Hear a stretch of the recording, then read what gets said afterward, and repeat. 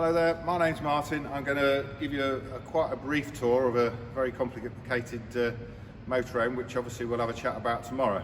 I'll start on the outside and work our way in. So obviously you've got your doors to open here, to go either side all the way through. You've got a little switch here that turns your lights on and off.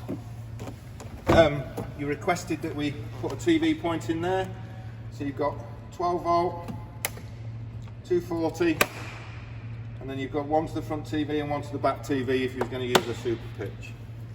Obviously you've got your electric step, which we'll talk about when we go inside. This is your external gas point. I've put your quick release nozzle in there for your barbecue. Obviously you know about these, the two fridge vents. This one, if you're on electric, will have a little bit of residual heat on it. This one here, if you was to do anything or have a look under there, undo these clips, it comes off, and you should be looking for the little pilot light for when it's on gas.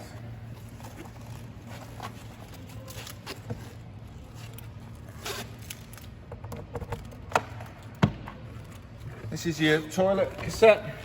Hopefully you're used to one of these. This particular toilet cassette, which again we'll show you when you're inside, has got a SOG unit on it. It takes any smell out by the fan when you're using it. Obviously you just pick this up and it pulls out as a normal one. You've got your two outlets there for your waste and your fresh water on these 2 points there. Self-explanatory 240 hookup. If you look under here, the handle is in the other side, which I'll show you when we go around, but you've got your two back legs if you would like to put them down.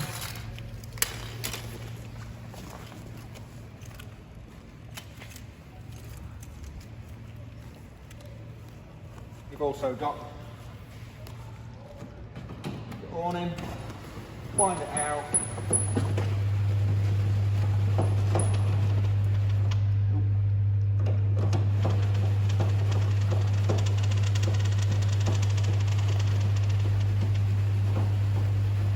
I always say when you get to a point on there, make sure you can get your legs down when you can, because these are quite susceptible to the wind. If you come into here, all you've got to do on these, each time, just press that, and it comes out. Once it's down, you can put it to, obviously it goes out further than this, but you can put it to the required height and just lock it off with that.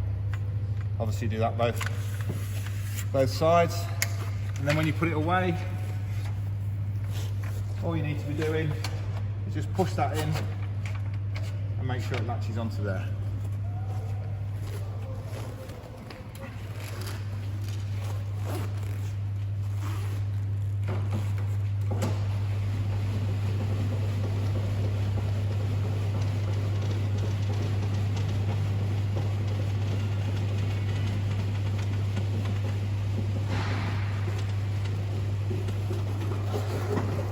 Once that's in, this is locked in at the moment, so get this out, firm, push it up, half a turn, take it out.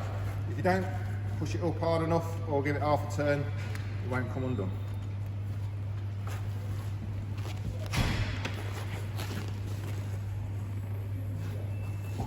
So onto here, you've had all your mats checked, so they're all there. You've had your vehicle super guarded. And this is the bag. It's got all extra bits in, like trim dressing and bug cleaner and glass cleaner and everything. It's part of your package. You have 240 socket, 12 volt socket, external shower. Just behind here is your batteries and your inverter. Obviously you can't see that at the moment, but the inverter's there, and I'll show you where that is inside as well. This is where all your 12 volt fuses are, and your 240 volt RCDs, and this is if you want to turn the back off. If you was to leave it in storage, you'd turn it off and it wouldn't dent any batteries then.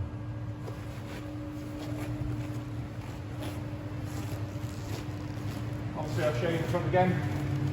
You've got your camera on here.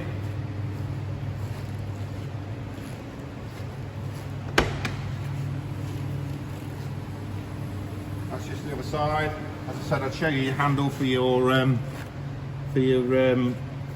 legs at the back. That's just in there. Have you seen that? Can you see that? Yeah. Self-explanatory. Water, fresh water in there. This is your Audi heating. Very similar to what you got at home. This is what's classed as wet heating.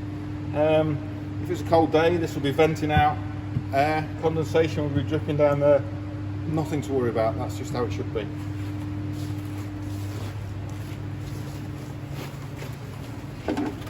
So you've got your 2 gas bottles. These are just on for display purposes.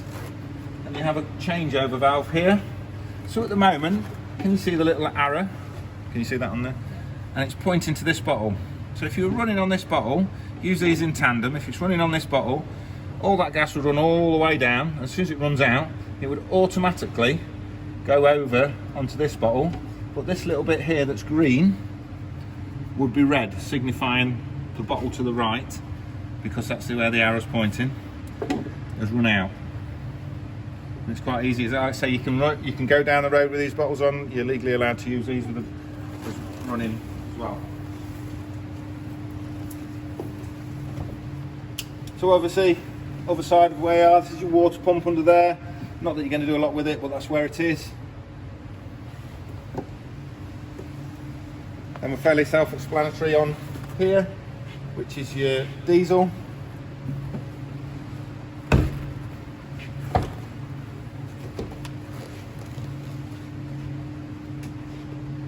Just under here is your heater matrix for recirculation, just under there, and under the driver's seat is your toolbox with your jack and your wheel brace and your front towing iron. Just in here, for when you're travelling, this is a fan, Truma fan that sends air to the back once your vehicle's running. And you obviously got a multitude of light switches, a USB socket, 12 volt, and just down the side here is where you undo the bonnet. Just under here is your vehicle battery.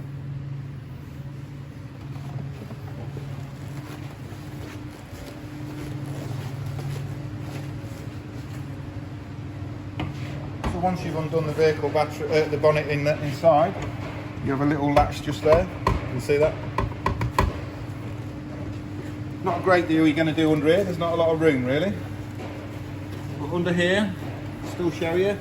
You have your dipstick, which is there.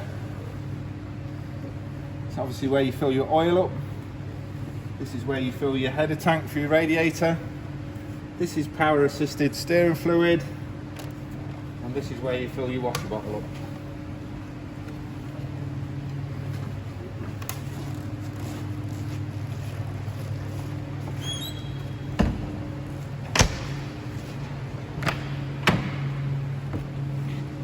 Moving on in.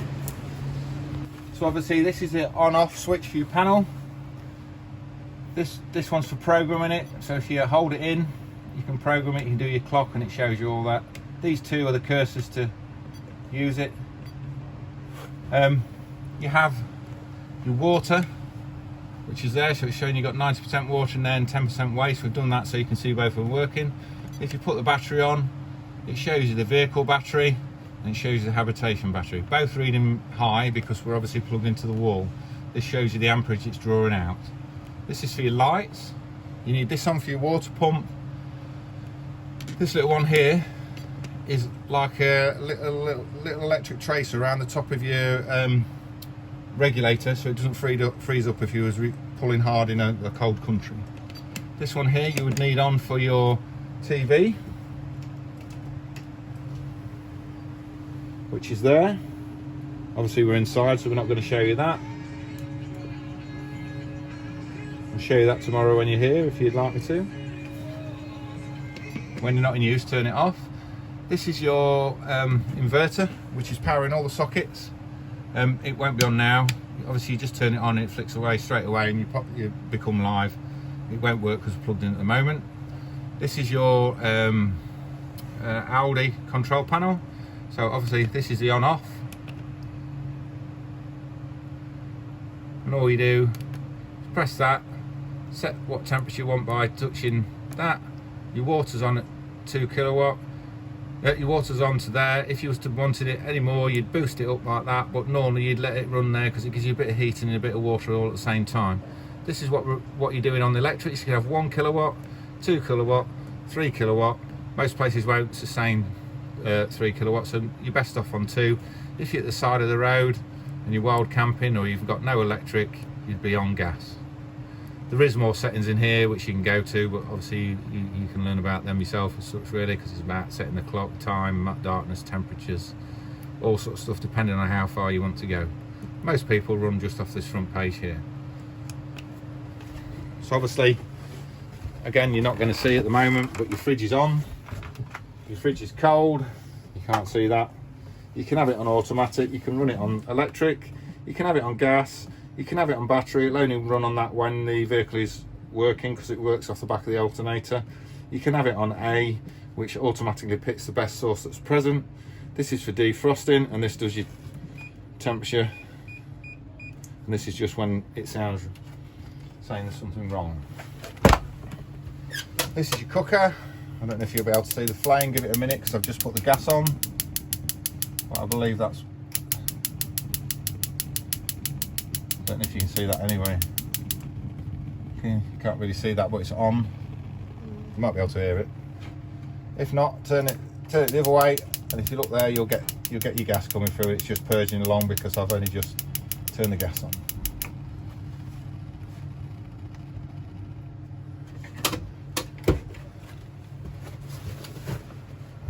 Obviously your water, again you won't see it very hot in here, so that's your water running, hot and cold. And then obviously on this one, you can pull that out and swish it down anyway.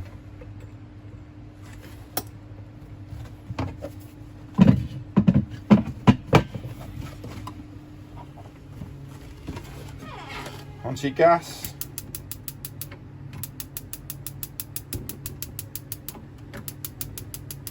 That's them all working as they should do. If you pull this down, you have a little coffee machine, put your pot in the top, press your buttons, small cup, big cup, this sits on here.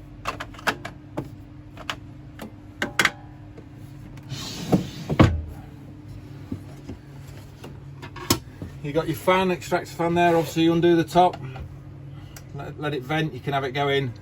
This is drawing air out, or you can have it drawing air in. Give it a second, you'll see it gets going, and all you do is open it up like that.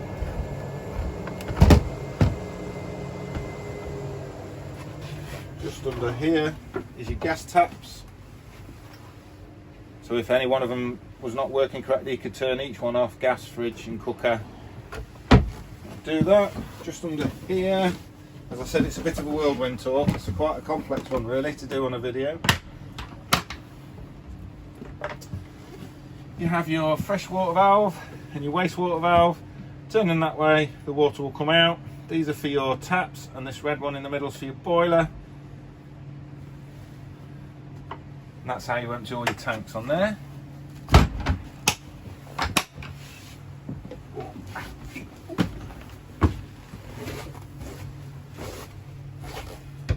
So, moving on to the shower, you can have a, do you want to come this way? You can have your shower on there, or you can have an overhead shower, a rain shower. What the mistake of a lot of people do is to turn that to the middle, and it's no good at anything. So what you want to do is either that way, or that way. Then you get a proper shower onto it. And obviously that comes round. You can lock your door off for travelling, like that. As I said, you've got a toilet. I don't know, you might have to lean over me. So if you're going to use your toilet, this is porcelain by the way. If you're going to use your toilet, you open the front door. Now you can hear the sog running. Done what you're doing, press once to liven the control panel up, press again, and then all your water comes out. And then when you shut that off, it shuts there. But be careful, make sure you shut it, because even if it's just off, that's running. At the end of it, I don't know, can you see from my knee, there's a green button there. You can probably see it better in there. If it gets to the top, up here, and there'll be a red light flashing saying last chance, you need to change it. Obviously, you know you're coming back for your sink, which I think you've been told.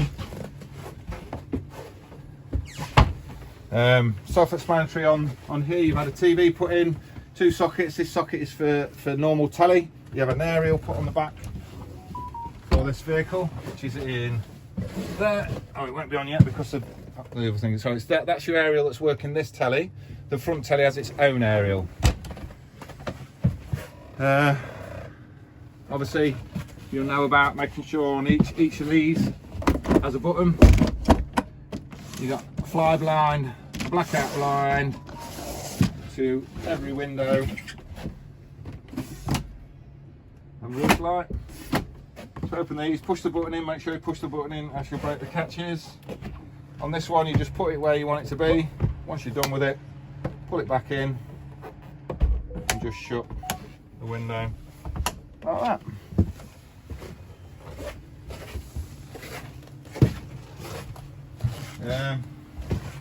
You'll see this tomorrow anyway, but this is your deal bag. It's got your spare set of keys in, which are there, and it's got all the books that ever came with this. It's got your new MOT that was done. They're all in there, all the books to everything for it.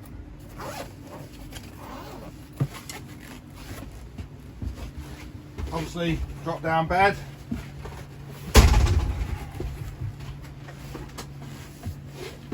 Just take the weight, as I always suggest. Just go like that, pull your bed down, and you're down. Got your light switch for overhead there, and you've got your curtains to shut there. Once you're done, just give it a firm push up. That's that.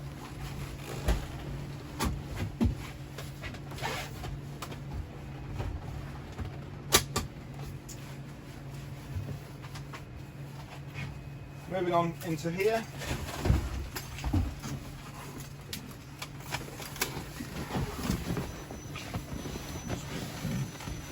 So, you've got central lock-in, hazard warning light, and this is hill descent and traction control.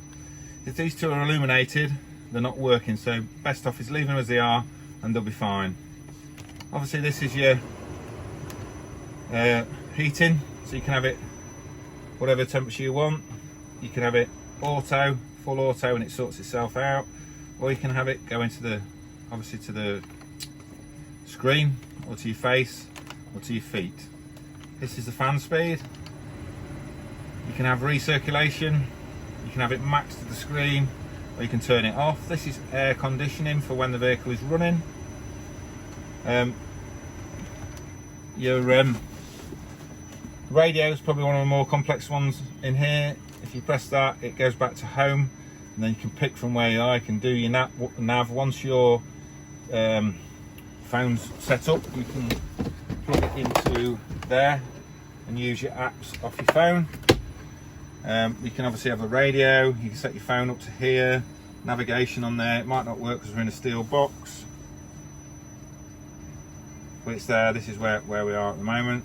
At any point you forget what you're doing, or you're not quite sure you want to do, just press that and you'll go back to home.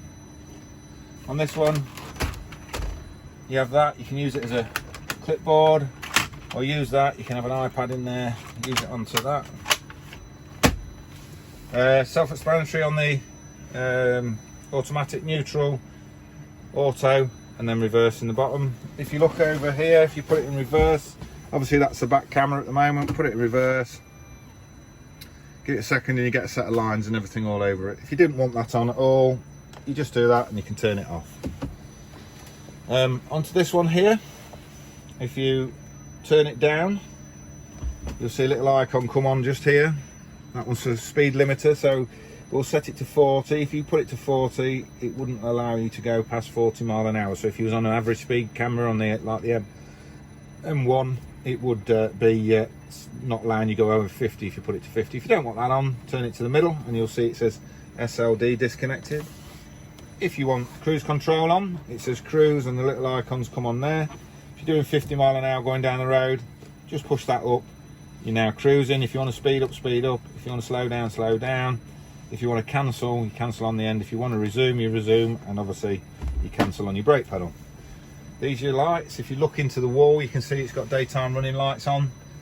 If I put them on, it's now got dip beam on. If I go like that, you've got high beam on. Onto here's your wipers. Self-explanatory on there. You got intermittent on it as well. Moving on over here, you have your front and rear fogs. You have your headlight adjustment up and down, and this little mode button takes you into the dashboard there, and you can set like a time, date, if you want it in gallons or if you want it in litres. Just at the bottom here, you have on the left there, that is your mirrors. Just next to it in the middle is your heated mirrors, and the one on the right is if you pull your step, you can pull your step in when the vehicle's engine's running. You can pull your step in, and now your step has come in on there. These buttons here are to do with your alarm, which the paperwork's in the in your box. And this here, obviously, you don't have a spare wheel, but you have one of these with the gel and that in. It's like get your home emergency tyre repairs. I'll give you that back. Both your seats turn round by pulling this lever at the bottom. He says, like that. And obviously that does the same, and if you want to adjust this, you can adjust it up, and you can adjust the back up as well. That really has been the ultimate whirlwind tour. I believe you'll probably want to talk to us more tomorrow, so when you get in, speak to James, and then James will probably come and find myself, and I'll probably look forward to speaking to you tomorrow.